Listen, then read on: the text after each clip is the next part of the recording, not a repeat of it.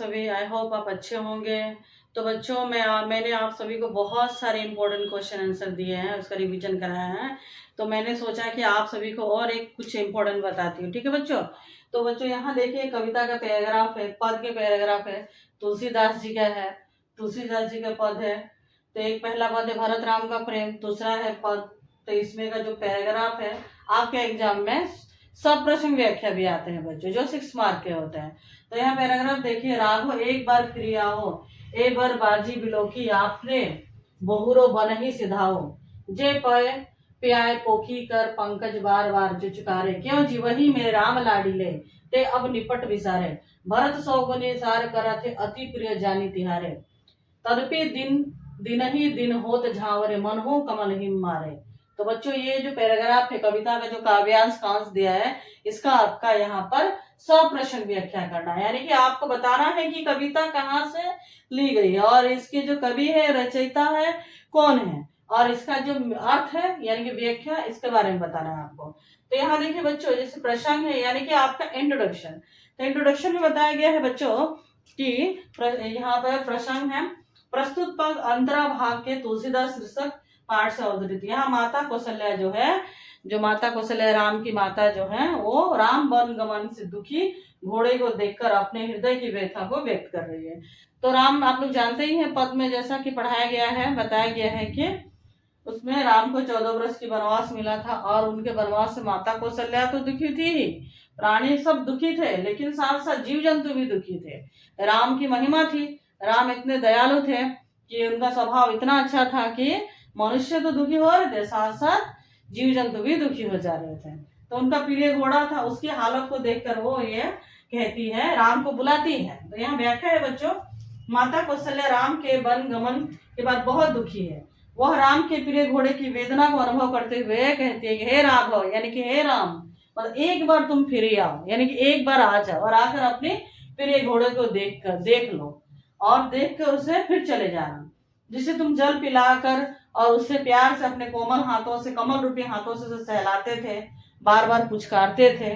ठीक है बच्चों? वही घोड़ा तुम्हारे विरह में दुखी है, मतलब वो इतना दुखी है कि मतलब उसका अवस्था देखकर कौशल्या को रहा नहीं जा रहा है। ठीक है? तो मेरे राम लाडले, यानी कि लाडले राम को बुलाते कहती है कि वह तुम्हारे बिना भला क्यों जीवित रहे, यह तुम्हारा प्रिय घोड़ा है, ये सभी जानते हैं। और ये विचार करके जो भरत जो है, भरत सौगुनिसार करत है अति प्रिय जानी तिहारे, यानी कि ये तुम्हारा प्रिय घोड़ा है, ये भरत जानते हैं, इसीलिए उसकी 100 गुना देखभाल करते हैं। ठीक है? फिर भी क्या होता है कि तदपि दिन ही दिन होत झावरे, मनहु कमलहीन मारे। फिर भी ये थोड़ा सा बच्चों यहाँ आगे लिखा रहा है,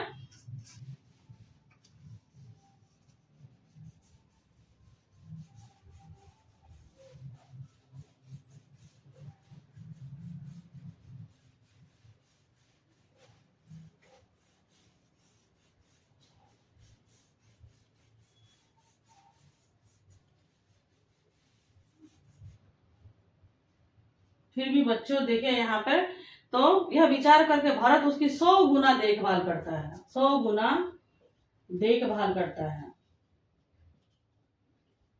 देखभाल करता है। फिर भी घोड़ा जो है, फिर भी घोड़ा इतना शिथिल हो गया, यानी कि शांत हो गया है, शिथिल हो गया है, जैसे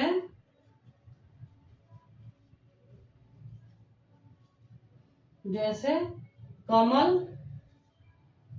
के ऊपर हिम, यानी कि बर्फ बच्चों, बर्फ जम गया हो।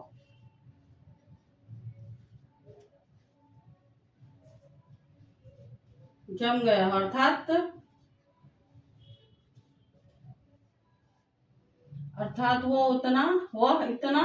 वो बहुत सुस्त हो गया, अर्थात वह बहुत सुस्त हो गया है।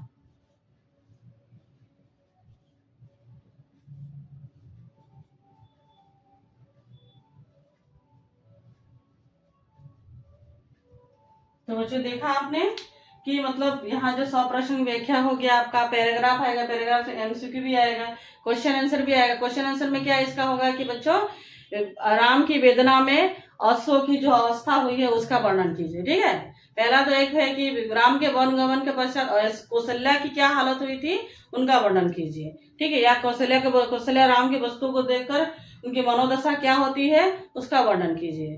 फिर उसके बाद में है कि घोड़े की क्या अवस्था होती है उसकी वर्णन कीजिए। तो आपका यहाँ क्वेश्चन आंसर भी मिल गया बच्चों। वन शॉट में आपको बहुत सारे आपको रिवीजन मिल जा रहे हैं बच्चों, जो कि आपके लिए बहुत इंपॉर्टेंट है। तो उसके बाद यहाँ आपको सप्रश्न व्याख्या भी मिल गया बहुत ही इजी शब्दों में। आई होप बच्चों आपको समझ में आई होगी, और आपका ये डेफिनेटली एग्जाम में आएगा बच्चों। ठीक है, इससे बाहर कुछ आने वाला भी नहीं है। थैंक यू बच्चों।